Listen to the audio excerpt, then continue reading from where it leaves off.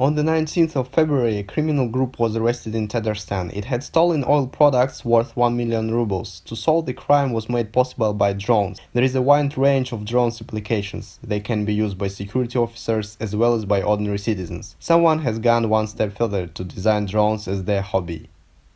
Now I'm gonna show you how we print it. Additive manufacturing means material is added together, layer by layer. Even a drone can be produced this way. The designer's printed drone supports by a 3D printer. It uses special plastics made of acorn. The material is both hard and biorecyclable.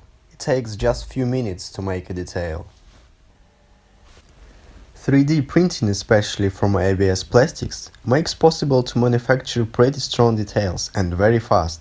It can take from 30 minutes up to an hour, depending on how complicated it is. But as a result, we have a finished product that can be manufactured and produced in any amount we would like to. The designer's team has invented the remote control system that allows to manage long-distance flights.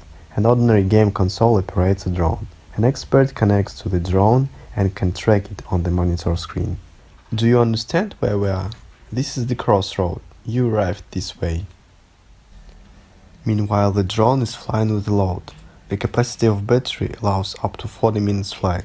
The designers are going to deliver drugs, documents and different stuff using drones. They claim that on a large scale these devices save delivery time and reduce the traffic. The average speed of a courier is about 30 km per hour. In case of traffic, around 20. A drone flies straight to the destination point up to 50 km per hour. In other words, it will take just 10 or 15 minutes. This model is carrying a half of kilogram load. The inventors have designed a much bigger device which can lift up to 30 kilograms.